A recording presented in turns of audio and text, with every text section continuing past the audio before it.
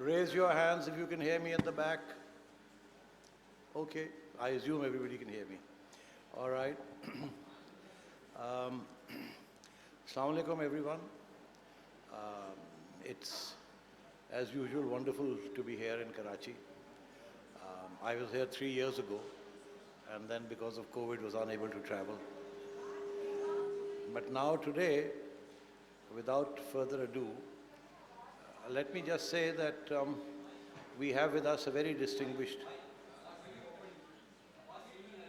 आवाज़ नहीं आ रही? So, ऐसे करके बोलना पड़ेगा? अच्छा, oh dear.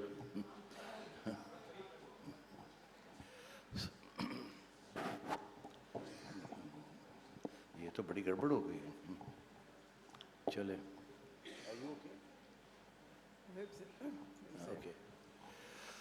अच्छा जी. So session को शुरू करते हैं. We have a very distinguished author, writer, friend, somebody who's been a Pakistan watcher for many years, is an expert on South Asia, and has many friendships here. I don't think I need to introduce Victoria Schofield to you. Most of you will have read at least one of her dozen books. She's a very accomplished writer, and but today we are going to talk about a journey that she took many years ago, which brought her to Pakistan, and actually that journey has not really ended because she keeps coming back to Pakistan.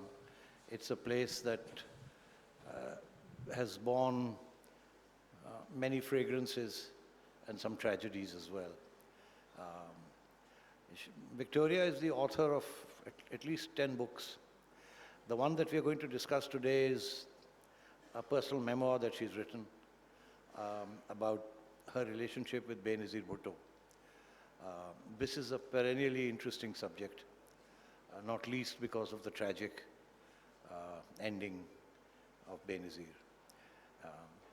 And so therefore, today my job is, instead of holding forth, I shall be asking the questions. I'm used to holding forth but not asking questions. So today it's the other way around. So please bear with us.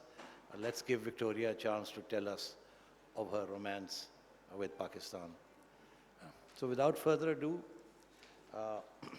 I've jotted a few questions that I thought people here would be interested in knowing from Victoria. So let's start with the beginning. Fragrance of tears.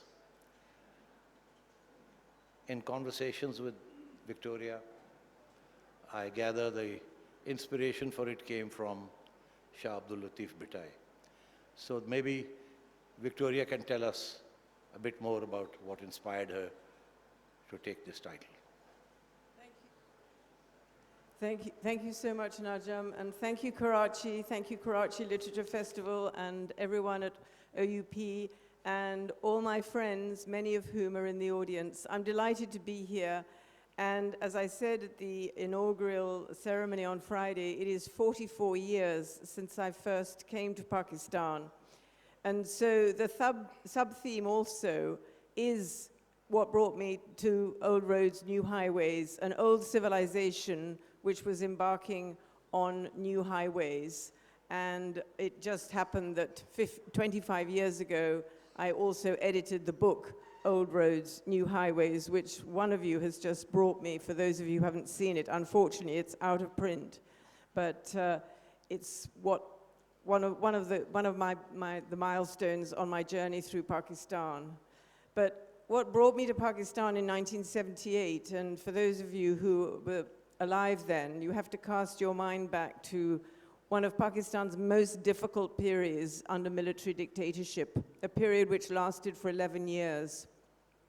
I had one friend who I met at Oxford University. We were in the same college, and we were also members of the Oxford Union Debating Society. And because of that one friend who moved from Oxford, where she'd had a gilded life, a wonderful life among friends and students, she returned to Pakistan. Within days, there was the military coup. her father was arrested, put on trial for conspiracy to murder, and sentenced to death. And so in early 1978, I decided to go and give her some moral support. And that's the beginning of my story for coming to Pakistan. Looking back, I was incredibly naive. I was really extremely ignorant about Pakistan, other than through my friendship. But of course, on arrival, my only friend in Pakistan was under house arrest. Her brothers, her sister were abroad. Her mother was under house arrest in another house, and her father was in jail. I arrived without a mobile phone because they didn't exist, without the possibility of email because that also didn't exist, with a notebook, with a camera and a pen. And as I say, it was really a leap into the unknown. Culture, custom, language, heat. I'd never experienced such heat before, to be honest. That was a side effect. But through that 1 year, which was an incredibly painful year, I came to know and understand Pakistan. And that, essentially, Najam, was the beginning. Thank you. I was just thinking, it's taken you 10 years after Benazir's tragic assassination. Why 10 years? Why such a long time? Well, actually, more than 10 years, Najam. When Benazir was assassinated, a lot of people came to me and said, oh, you were very close to her. You should write her biography. You should write a book. You should make a lot of money from writing a book about her. But when you're close to someone who's assassinated, you can't suddenly turn yourself into a machine just because the commercial aspects demand it. I was grieving too, and because I had lost a friend, and I'd lost someone who I know thousands, millions of Pakistanis had placed a lot of hope in. And I'm afraid writing, I think, is, as we've heard in many of the sessions today, it's a creative process. You can't just turn on the taps and sit down and write. And I wasn't ready to write at that time. Her children were still young. And actually, they said to me just recently, they were glad I hadn't written immediately because they didn't think at that stage they could have read the memoir. And so I think there's a time and a place for doing everything. And I'm a great believer that one does the right thing at the right time. But what was fortunate, which for those of you who buy and read the book, was that being a journalist by training and being someone who's interested in primary sources and not rumor, and not faulty recollection, I had, throughout my long years, as a matter of course, kept a diary and kept letters. And I'm very grateful to my parents, both of whom have long since passed on. But when I came to clear their home, I came across a folder marked Victoria's letters, and all my letters that I had written in 1978, 79 were carefully preserved in a folder in date order. And they were tremendously helpful because as a writer, you do have recollection, but there is no comparison with what has been written on the instant and the descriptions. And again, I think what I really wanted to do when I came to write my memoir was to make it as authentic as possible so that you can feel the heat and the dust and the crowds and the excitement coming out through the pages. And that was possible through my diaries and through the letters. You're talking about a friend. Let's go back to the beginning. This friendship of yours with Benazir, you met her in Oxford in the mid-70s. I think she was a year senior to you. And that's where it blossomed into a lifelong friendship. Do you want to tell us a little bit about Benazir in those days in Oxford as president of the Oxford Union, the sort of things she did, what she was trying to be, how her father had thought of grooming her in a particular way, and what she really wanted to do in life, and whether or not she left a mark at the Student Union? Well, she left a huge mark, actually, at the Students' Union because, again, we're going back to the 1970s. women had only just been admitted, I mean, this is in the United Kingdom, into the union debating chamber, I think about 10 years previously. Margaret Thatcher, who became our prime minister, was never in the debating chamber. She was only permitted into the gallery. So when Benazir was elected president of the union, she was the 4th woman president, which is, no, sorry, she was the 3rd. I was the 4th. I followed her. So you can imagine she cut a very dashing figure because there were very few women. And I think that's one of the things that made us particularly friendly, was because there weren't very many women in the Oxford Union. I was interested in international relations. I was interested in politics, not so much in going into politics, but because I always have wanted to become a writer. But I found that we both found that we really liked each other. We just used to sit together during the meetings, some of which were boring. But again, if you think about 1970s, we're emerging from the 1960s. We're becoming a little more staid. We weren't so much in our short skirts. Dresses were becoming longer. We were floating around in long flowing dresses and enjoying ourselves. Lots of strawberries and cream, the things that everybody associates with students. And I have to say, those years that Benazir spent at Oxford were the last carefree years she had of her life. She enjoyed herself. She had hundreds of friends. And her birthday fell in June 21st. So we would always expect she'd be having a party, and there would always be lots of different people with whom she stayed in touch throughout her life. And I was often the vehicle of the person who would say, she'd come to London and say, oh, let's see so-and-so, and let's see so-and-so. So although I did have this unique position, she had numerous other friends who were special to her. And I think one of her attributes was that she made everybody who she was talking to feel special. She didn't make you feel, well, actually, I don't really want to sort of spend time with you because that person's more interesting. For the period of time she was chatting to you, you know, she was talking to you as an equal. And I think this is something which her father was Prime Minister of Pakistan at the time. But again, we're students. We're interested in what's going on in the student environment. We're not really, you know, she didn't have any airs and graces that you thought, oh my goodness, this is the Prime Minister of Pakistan's daughter. She had a small room like all of us. On one of her years, she had to go down the corridor to go to the bathroom. She had to queue up at the old-fashioned telephone with lots of coins to put them in if she wanted to phone home.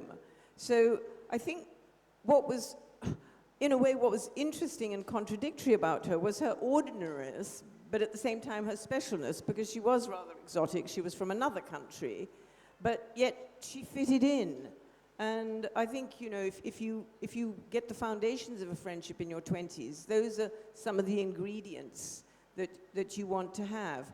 But in terms of her father grooming her, her ambition was to go into Pakistan's foreign service. And I think the most memorable aspect of her autobiography, which for those of you who've read it, is that she starts the revised edition with, I did not choose this life, it chose me. And the circumstances of her coming into politics were very much bound up with her father's removal from the political scene at such a young age. That's interesting that she thought of going into the foreign service. I remember reading somewhere that Mr. Zulfikar Ali Bhutto had been particularly impressed with Jawaharlal Nehru and his relationship with his daughter Indira. And there are many pictures of Nehru going all over the world and taking Indira along with him as a sort of, to train her, to get her to understand what it was all about. And I sense that that is exactly what he must have been thinking when he was grooming Benazir, getting her into Oxford, and then she standing for the presidency of the Oxford Union. That's where you learn to debate, discuss, fermentation, and then the sort of radical debates that she initiated across a range of subjects, the sort of people she invited to speak at the Union. And you know, I can't help thinking that she traveled a long way between 1974, when she was thinking of, well, after she left Oxford, she thought she'd go back to Pakistan and join the Foreign Service. And then many, many years later, I remember in 2004 or 2005, I met her in London when she was in exile. And she'd been through 2 prime ministerships and many arrests and detentions and victimizations and harassments and so on. And I remember meeting her in London, and I remember asking her, I said, you know, what are your plans, when are you going back, and so on. And she expressed a sort of very calm demeanor, and she said, well, I think I've been Prime Minister twice. I don't think I want to be Prime Minister again. I've been there, done it. And in any case, I want to transcend the day-to-day activity of a Prime Minister. And I don't know, maybe I'll become the chairman of the Senate, or maybe I might even think of becoming the president. But so that's the sort of trajectory she took during those very difficult years, from the 70s, 80s, 90s, when she was twice thrown out via all manner of conspiracies, and then of course during the Musharraf era. So I'm just thinking, your friendship with Benazir brought you to Pakistan when her father was in prison, facing the death sentence, and Benazir was incarcerated in house arrest. This is what, 78, I think. 78. 78. So would you like to tell us the sort of environment you found yourself in when you would go to the court, and as a journalist, as a friend, as a explorer, shall we say? What was the atmosphere there in the court? What were your impressions of the time? What was Mr. Bhutto thinking, and so on? Well, I mean, it's extraordinary going back and thinking back, and of course I did have to go back when I wrote the memoir. But again, I'd actually never been in a courtroom, and I wasn't a lawyer. I think that was important. I was a historian. I'd read history, but I hadn't read law. But it was a very tense time, and I think for all of you young ones, you can't quite imagine. It's very difficult to parachute into history, and your history is only as good as when you yourself started living. But it was a very tense time because there was military dictatorship, and even the military government of Musharraf was nothing compared with the military dictatorship of General Zia al-Haq. You did feel there were people round corners listening to what you were saying. I myself was put under surveillance. But I think my position at that time, as I say, as a very young novice journalist, really with no experience at all behind me, was that I wanted to learn and I wanted to observe. And I ended up writing actually what became to be my first book. I didn't know I would write a book at the time. I thought I would go there for a few months and be some moral support and come home again. And there might have ended my relationship with Pakistan. I might never have come back. But I think sometimes painful experiences fashion you into a better individual.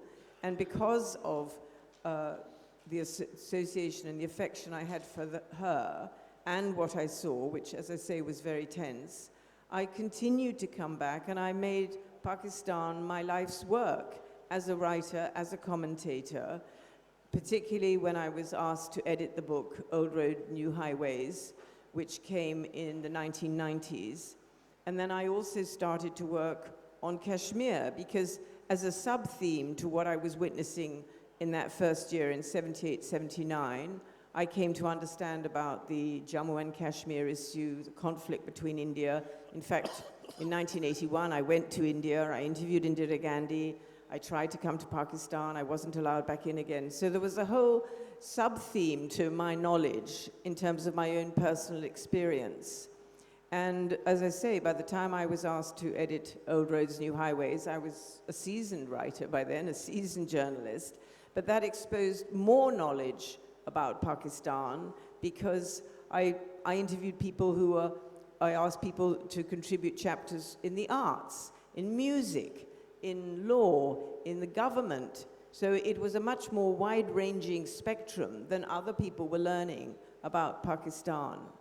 And as I say, it was just a kaleidoscope of experiences, which meant that it wasn't just my friendship with Benazir. That's what began, and because she was there.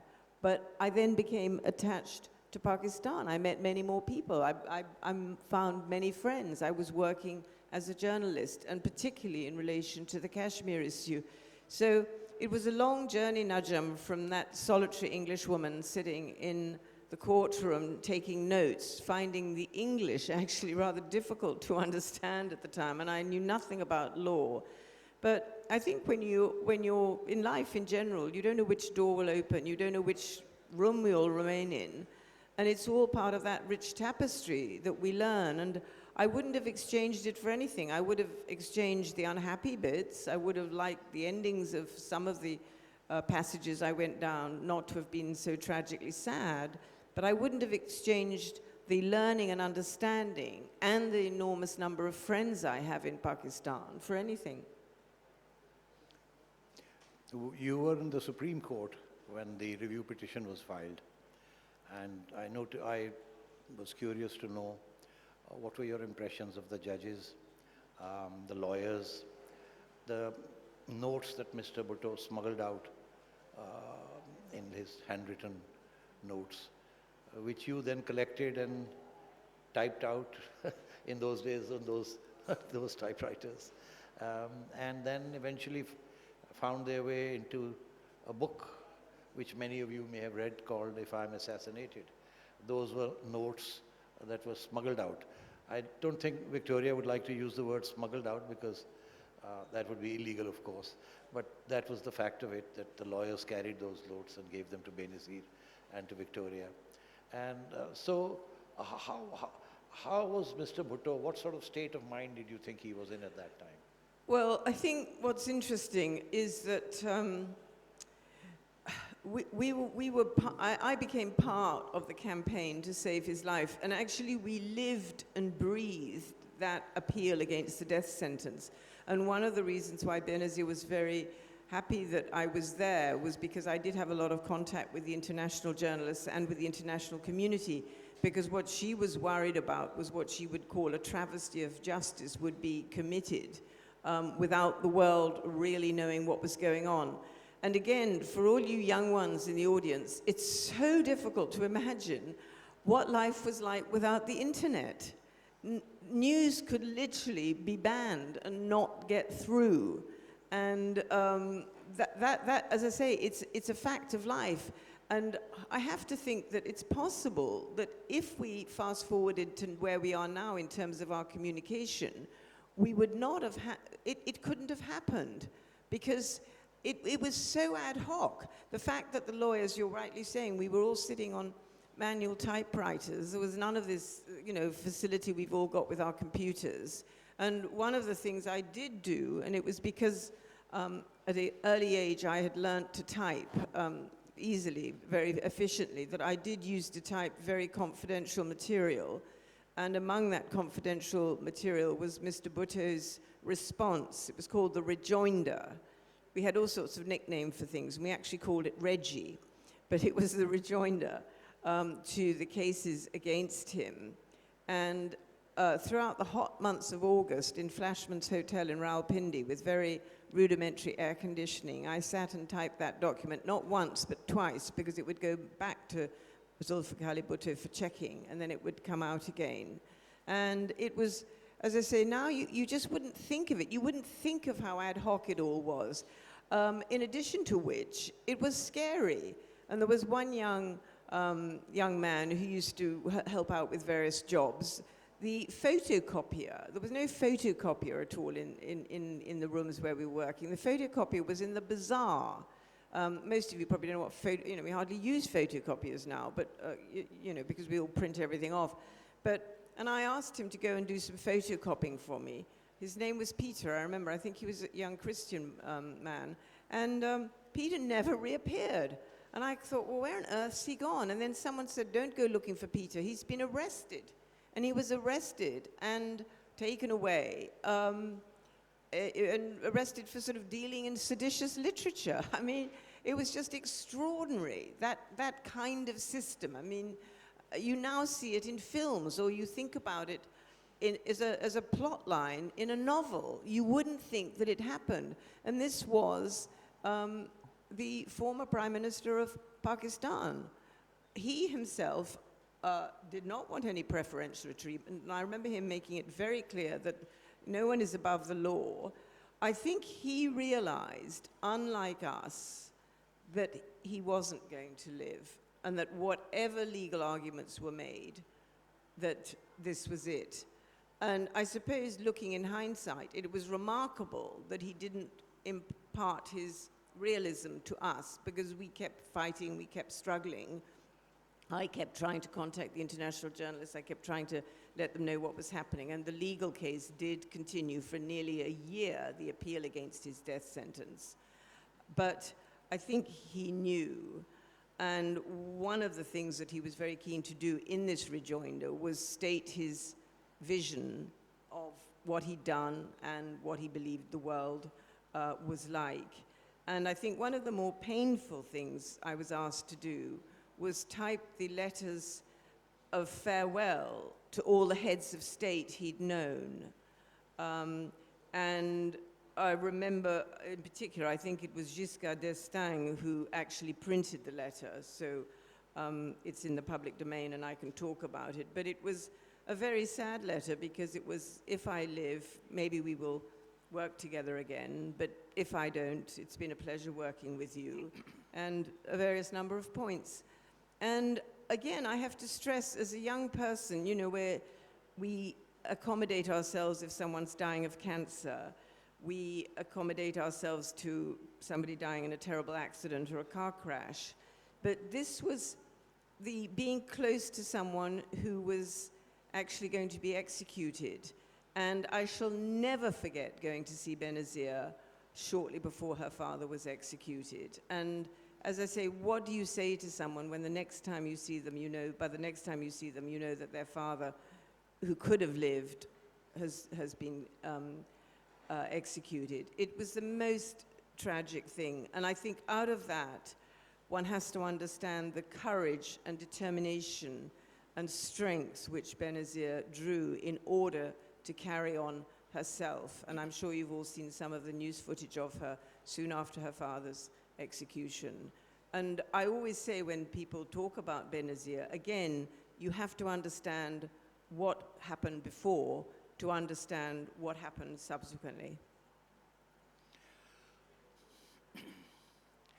You know, if I'm assassinated, are notes which were written in response to a white paper that General Zia-ul Haq had published against Zulfikar Ali Bhutto and the PPP.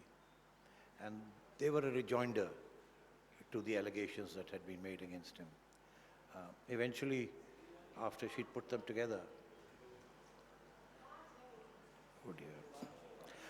Okay, like so is okay. I was saying that If I'm Assassinated is a collection of notes that Mr. Bhutto sent via his lawyers to Victoria. They are a rejoinder to the white paper that the Zia-ul Haq had published against the quote-unquote misdeeds of the Bhutto regime.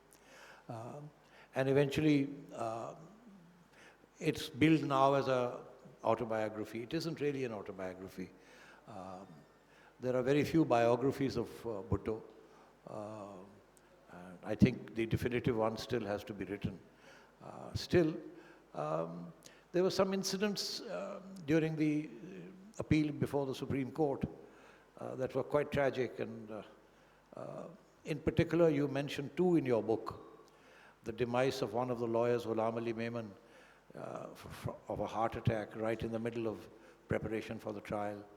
And then Justice Safdar Shah, the role that he played and his story in terms of what he'd been told, what sort of decision the military regime wanted. Do you want to tell us a little bit about that? Well, I think the story of Ghulam Ali Memon, and he was from Karachi, and I haven't actually ever subsequently met his family, but it was one of the most tragic. Again, it was, if you'd scripted it in a novel, you'd say, well, this is not believable. It was very shortly, I think it was March the 9th, 1979, and if you think Mr. Bhutto was executed on April the 4th, 1979, he was working on what was called the petition to review the judgment. The judgment had already been given. 4 out of 7 judges had upheld the verdict. Again, if you think about this in terms of legal practice, it was quite extraordinary that on a split verdict, clemency was not shown. Because, as I say, 3 judges, including the very brave Safdar Shah and also Durab Patel, another judge from Karachi, and Muhammad Halim, the 3 judges, they rejected the judgment, but the other 4 upheld the judgment, the condemnation to death. And Ghulam Ali Memon, who was, I think, the best of the criminal lawyer working for Mr. Bhutto, he'd called me to come and help, again, type out this petition to review the judgment. I was very tired that day, and actually Mr. Bakhtiar, his chief counsel, has said, you know, don't bother to come, we don't need you. And then the driver suddenly appeared at the door and said, you know, Bakhtiar Sahab, and I thought, oh, does he really need me to come? You know, I was in Islamabad, it was a 45-minute journey to Pindi. And anyway, I got in the car, and he said, yes, you know, you must come. And within a very short period, half an hour, Ghulam Ali Memon died in front of me of a massive heart attack. And it was indescribable. I can't, you know, I actually never seen anybody die before. And suddenly I found myself running to tell Mr. Bakhtiar and trying to get a note to Benazir so that she doesn't suddenly hear about it on the BBC News that one of her father's lawyers has just died. And her first comment was, poor Ghulam Ali Memon, he'd been in Islamabad all this year and had hardly seen his family. She was thinking about his family back in Karachi. But it was the most horrific experience, and I think the court was forcibly adjourned for a week during the funeral. And then I can see Yahya Bakhtiar now to this day, and I was sort of sitting at the back of the court, and he said, you know, he felt like an aeroplane that had lost his engine. And he was about to fall down because he relied so heavily upon Ghulam Ali Memon. And then within a few days, that review petition was rejected, and then the wheels were set in motion for Mr. Bhutto's execution. It was absolutely horrific, actually, when I look back on it. You know, in his memoirs, one of the High Court judges who passed the death sentence, Justice Naseem Hassan Shah. Before he passed away, he admitted. Before he passed away, Justice Naseem Hassan Shah admitted that there had been enormous pressure from General Ziaul Haq to pass a verdict of guilty on Mr. Bhutto. And then in the Supreme Court, I think you had Justice Safdar Shah, who later on went to London and told his story to Victoria. You should tell us about that. Well, I think it's true to say, I mean, it's very difficult when you criticize the judicial system because everyone likes to think their judicial system is fair and above pressure. And even we as journalists were issued with contempt of court notices for articles that we'd written at one point. But as you rightly say, Najam, it has now come out that that a lot of pressure was exerted on all the judges in this case. And I myself met Dr. Naseem Hassan Shah years later, and I have to admit, he was rather shocked, I think, to find that I was the same person, the English woman who'd been sitting in the court for all those weeks. And I think maybe he was towards the end of his life because he also said to me, public opinion demanded a guilty verdict. And I remember looking absolutely shocked and saying, but that was not the point. You were not beholden to public opinion. And I did spend a lot of time with Justice Safdar Shah, who was a very broken man when he came to England. And I don't think he lived for very many years longer because he was put under a lot of pressure.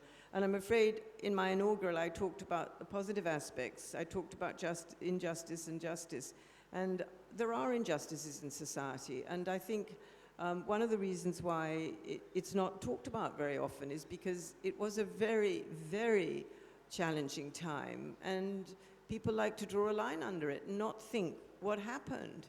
But I know certainly that it did divide Pakistani for a long time between those who had been glad that Mr. Bhutto was executed and those who were absolutely horrified that he was executed. But politics should not be above the law. And I think that's the issue and the message that I would give. It was a terrible time. Victoria, you met General Musharraf in 2002.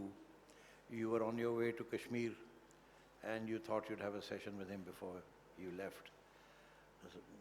You were just telling me over lunch of a very interesting short conversation that he had with you, which should really be part of history. Do you want to talk a bit about that? Yes, well, time has moved on and we're now in 2002 and I've become very involved with writing on the Kashmir issue, which incidentally gave me a wonderful exposure across party political lines. I was always known and always very proud of being Benazir's friend, and I never hid that from anybody in my journalistic career. They always knew I was Benazir's friend, but I had begun very seriously to write on the Jammu Kashmir issue, and I had been into the Kashmir Valley during the insurgency in the early 1990s. And because of that, I knew most people in the establishment, and General Musharraf was quite interested that I was going into the Valley of Kashmir, so I was invited for what he called an exchange of views.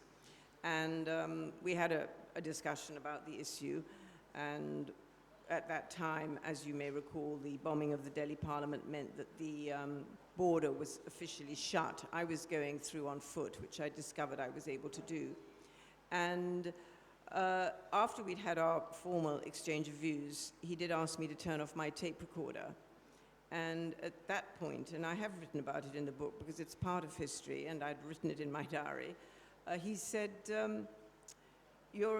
would you turn your tape recorder off? And his head of publicity left the room. So it was just the two of us sitting there. And he said, you're a friend of Benazir Bhutto, aren't you? I said, yes, everybody knows I'm a friend of Benazir Bhutto. And it was at the time when the elections were going to take place in 2002, and there was talk of her possibly coming back.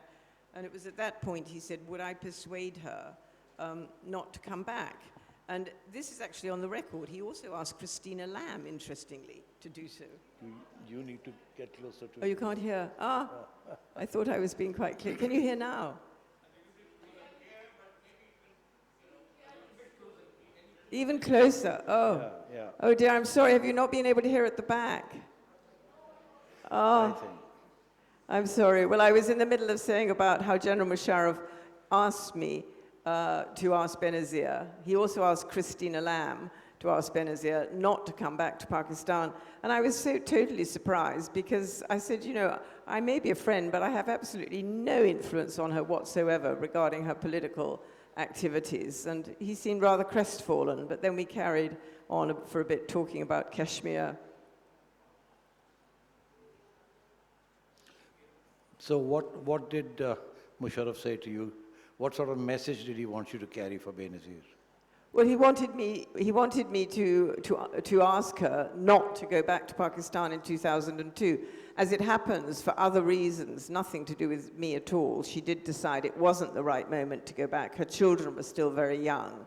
But I was rather astounded that he would ask a private English citizen to cast any influence on her at all. But as I say, he did also ask Christina Lamb because she has documented that. So he was obviously a bit desperate, so he was asking everybody.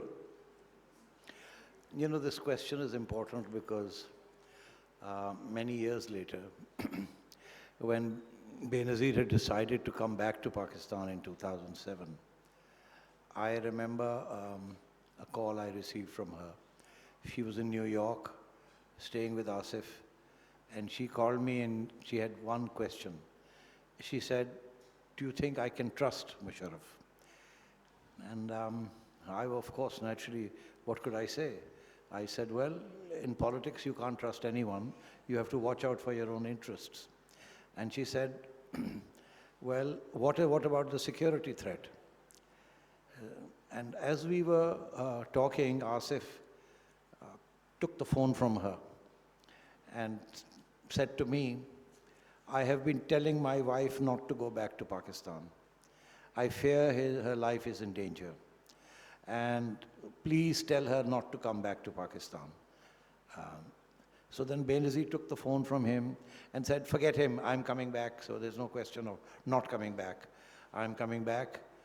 And then she told me that she had asked the US Vice President Dick Cheney, to talk to Musharraf and allow her to bring her own security. And General Musharraf had refused. So she was then in the end, Asif had to provide her own security from amongst her Sindhi guards. But there was always this threat. And of course, when she landed in Karachi, there were hundreds and thousands of people to receive her. And in that fateful truck journey, which ended up in a huge explosion, Victoria was with her. And do you want to tell us the sort of traumatic experience that was? And what were your thoughts and what were Benazir's thoughts after that? Well, we're sort of fast forwarding to the end of my relationship with Benazir, not obviously my relationship with Pakistan. Just checking, can you hear me now at the back? I hope so. Oh, good. I had wanted to go back with her, and we talked about it, because I felt I'd been with her during so many aspects of her life, and I knew how much it meant to her to be coming back to Pakistan after 8 years in exile.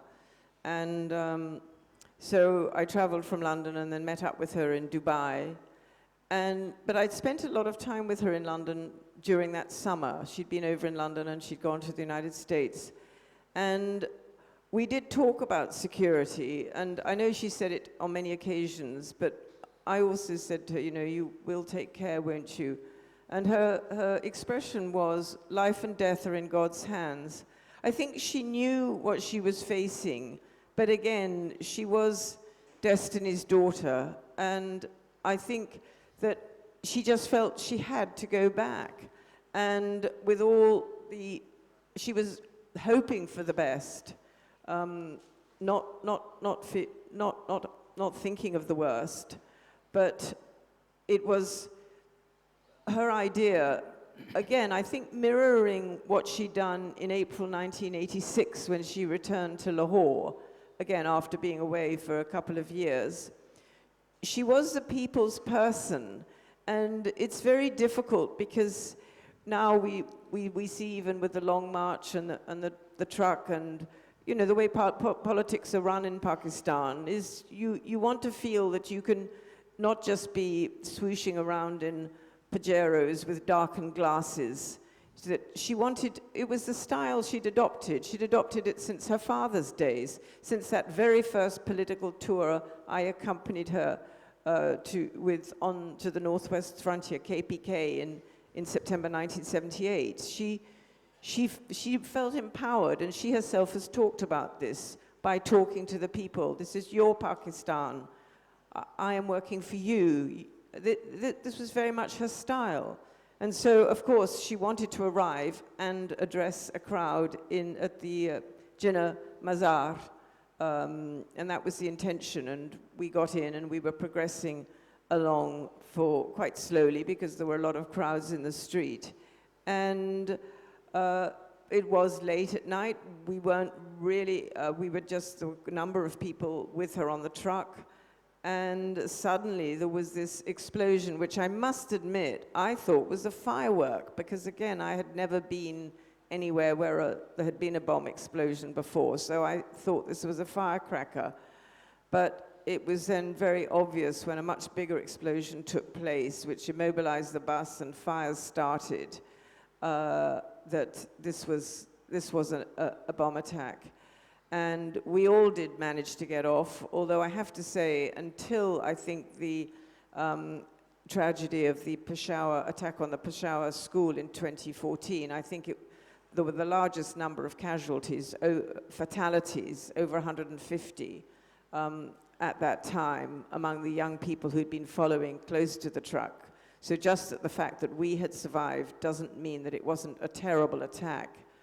And she was shaken up by that. Again, she was extraordinary because she had this courage. She continued with her resolve. And at the same time, I think she realized the kid gloves, as I would call it, were off, that this was very serious, and it was a very serious possibility. And I felt I actually cried when I said goodbye to her a week later because something in me felt that I would never see her again. And I went back to London with her sister Sunny, and we were both crying. Then, as I've written about in my memoir, I thought, well, maybe, maybe my concern was misplaced, and the shops began to fill up in Christmas and everything. I was worried when the emergency was declared at the beginning of November, but again, I just thought, well, she's just got to get through this and she'll be okay. But as we know, and we don't know what further attempts there were on her life between that first attack and then the final fatal attack. We don't quite know whether there were other attempts which failed. But it's, to me, as a friend for 33 years with my 44-year association with Pakistan, what I feel is particularly tragic is we'll never know. She was 54 years old. She was in her political prime, and she really did want to contribute to Pakistan's betterment. I agree she would have liked, perhaps at a later date, to become president. We talked about being principals of a college in Oxford. She did see a life for herself beyond politics, but she was very committed. I think because both her governments, her previous two administrations, had been dismissed, had not completed their terms of office, she felt that she wanted to make a contribution. So she's a big loss, but at the same time, I would emphasize that what she did in the 80s and 90s as a woman in politics, when I first came to Pakistan, there weren't women on television and chat shows and the educated literati. She lifted the glass ceiling in so many professions, and for that we must be grateful. The fact that you, as an Islamic country, had the first youngest female prime minister is something of which everybody should be proud across the political spectrum.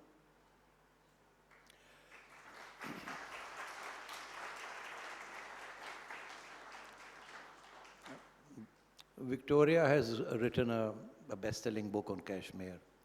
That book is part of the reading list for our budding civil servants. So she's an expert on Kashmir. So for the next 5 minutes before I go to the floor, just want some impressions from her about what she thinks is the way forward in Kashmir. Victoria, 3 serious attempts have been made to effect a peace settlement with India.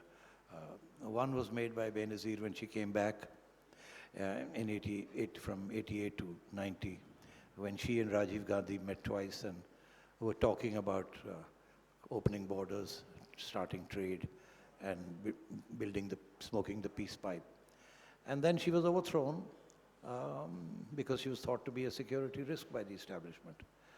And then nearly 10 years later, in 1999, Nawaz Sharif made the same attempt to build peace with India with Mr. Vajpayee. And once again, the establishment derailed it. And this time they did a thorough job. They opened a front in Kargil. Benazir used to say that when she was Prime Minister, Aslam Beg was then Chief of Army Staff. And Victoria, you told me, I didn't know this, you told me that Beg had presented a plan for Kashmir and to capture Kargil to Benazir, and she shot it down. She said, "You don't know what you're talking about, General." Is that right? Yes, no, she had. I mean, I think on 2 occasions it was suggested this movement, instead of trying to go into the valley of Kashmir, to go and take these positions in Kargil.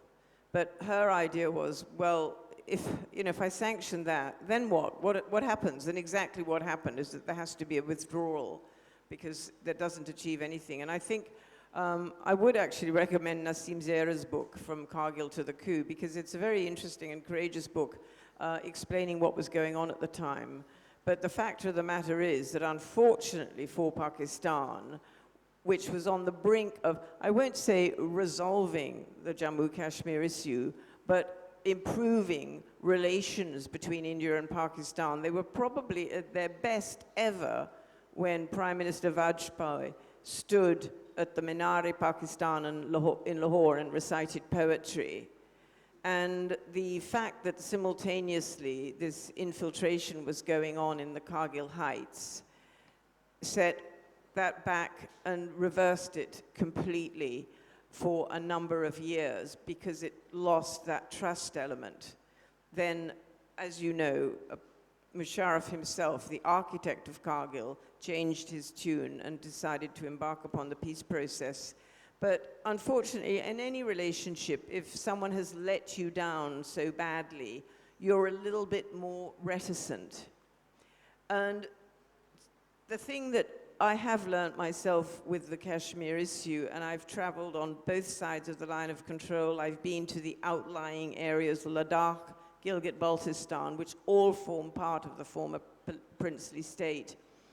It's a very difficult issue when one country is occupying the area they want to keep occupying, and to force that country to vacate it is extremely challenging, as we have discovered. And I think if it were a clear-cut situation, it might have been easier. The international community might have put more force. But because even within the valley, which is such a small area, as I've said on many forums, the valley itself, most populated, but it's 80 miles long, 20 to 25 miles wide. I think in the UK, that's the distance from London to Peterborough or London to York. It's a very small piece of territory. So it's very difficult to dislodge it from being part of the big princely state. At the same time, the princely state itself was never homogeneous. And what it's really needed is to have these discussions, these talks which have been had, but actually to say, well, we really do want to resolve it. There's going to be some element of compromise. Those who, for example, want independence of the whole state, which was a message that rose up not only in the 1990s, but actually in the 1960s, with the formation of the Jammu Kashmir Liberation Front, are bound to be disappointed, because what they're asking for is both Pakistan and India to vacate that territory. And sometimes this is overlooked in the narrative. It's particularly overlooked in Pakistan's narrative, that if there were to be independence, full self-determination, there would be the possibility that Gilgit-Baltistan would go. And we know that will never happen. And actually, if you question the Gilgit-Baltis, they also don't want, in fact, if anything, they want to become even more formalized as part of Pakistan. So when you ask me Kashmir, the way forward, the only way is through a dialogue, because I don't believe that any more bloodshed, and I've said this in forum with young Kashmiris who want, again, to take up the gun. I'm a mother, I have a son. There have been 100,000 people who've died since the 1990s. It's so many people, not to mention those women who've lost their husbands, the half-widows. But what I actually say, it's not even the 100,000, it's the entire population of that region who are living in trauma and have grown up. And mental health is a very difficult thing to talk about, but it exists there. Obviously, it exists in other areas. It's existing in Afghanistan. It's going to be existing in the Ukraine.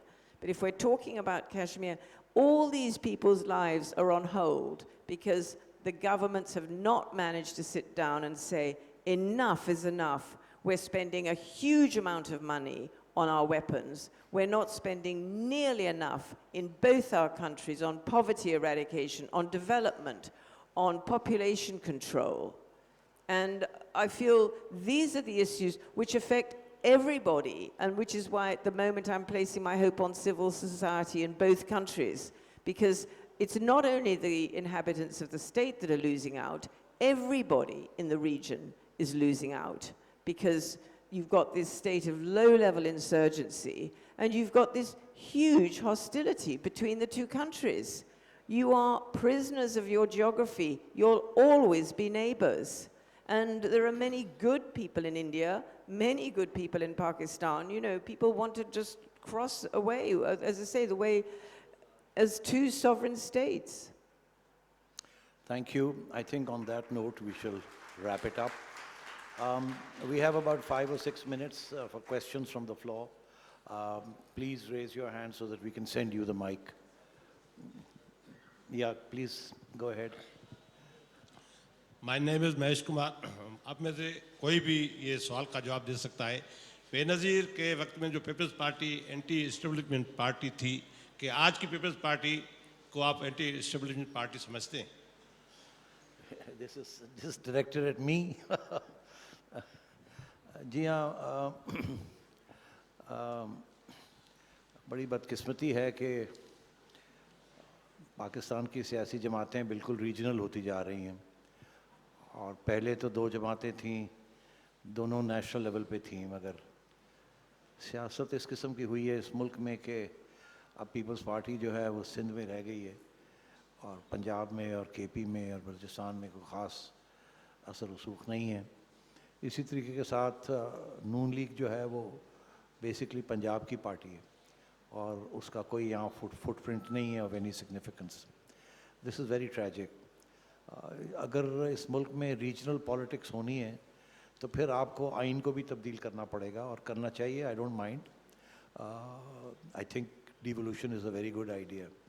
Problem सारा ये है कि हमारी जो military establishment है वो एक strong centre रखना चाहती है.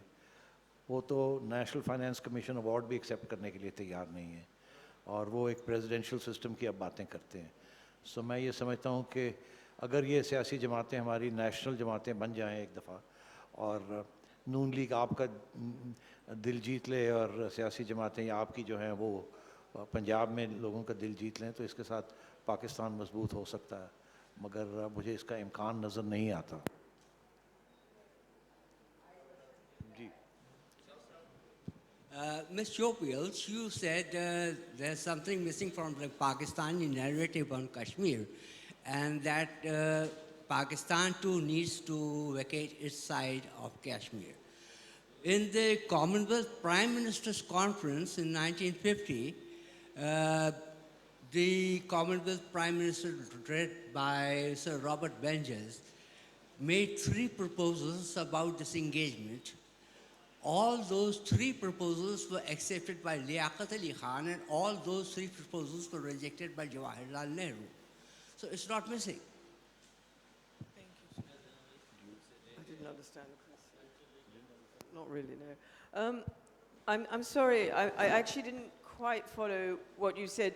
The initiatives, Liaquat Ali Khan did agree with the proposals, but of course the problem was once India was in possession, it didn't feel compelled to vacate. And what is often misunderstood is that the United Nations was entrusted with holding the plebiscite, but it had no mandatory authority to force the countries to hold the plebiscite when one or other decided they were no longer wanting to do so. And that's where it's remained. And it's very difficult because many people think the UN should hold the plebiscite, but they've got no mandatory authority to do so once one country said, we don't want to. The difficulty was, as you will know from your own scholarship, that the terms which were to be agreed upon in order to hold the plebiscite, which was with the withdrawal of forces, neither side was prepared to withdraw their forces, so you couldn't have the free and impartial plebiscite. And that's where it got delayed, and then it got so delayed that the ground realities changed. The lady here in the 3rd row.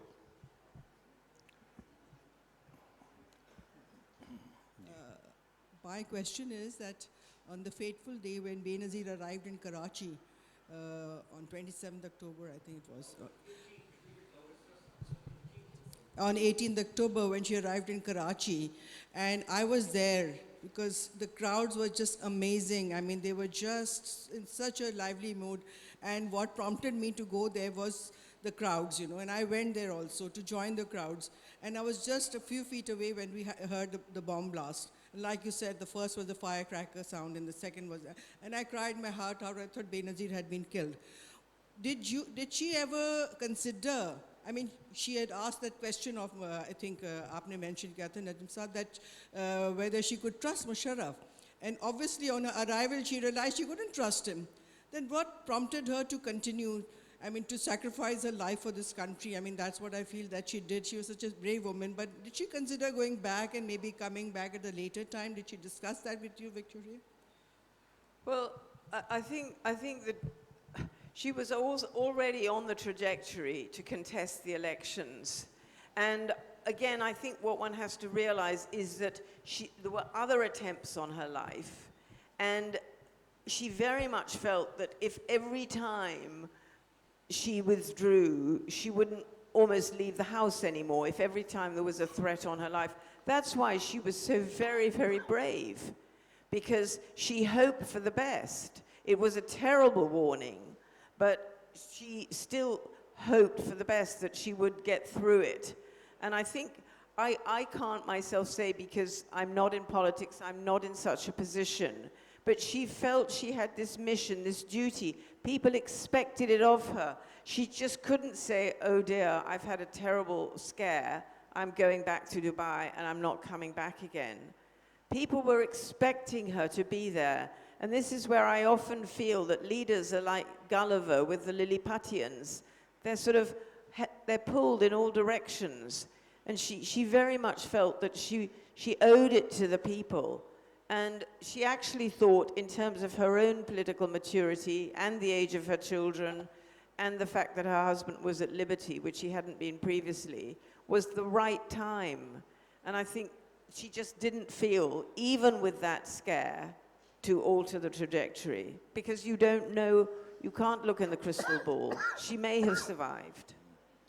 We have one last question, the gentleman in the black who's just stood up.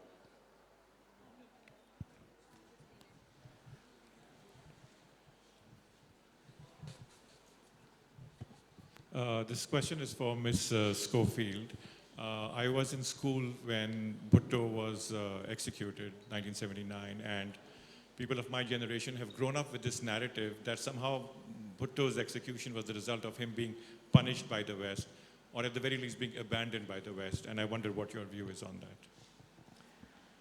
Well, one of the struggles that historians have is dealing with facts versus conspiracy theories and rumors. I think, again, you have to go back in time rather than consider from the perspective we're in now. The military dictatorship of General Zia was not listening to what the West was saying, wasn't even listening to what Saudi Arabia was saying. He wasn't listening to anybody. It was, as I say, part of what was already, I think, decided that was going to happen. There is the story that Kissinger didn't like Mr. Bhutto because of the nuclear program, but it was not, they were not able to influence what was going on with General Zia. It was pre the Soviet invasion, it was pre everything else. And so we have to deal with the facts we've got. Every country you go through of the West begged for clemency, begged for mercy. And General Zia could have easily shown mercy. If you think about Nawaz Sharif, 2 decades later, he was convicted of high treason or whatever it was and went and lived in Saudi Arabia for 10 years. Mr. Bhutto could have been, his life could have been spared. Thank you so much, Victoria, and thank you everyone for your patience. I hope we were able to grab your attention for a bit. Thank you again.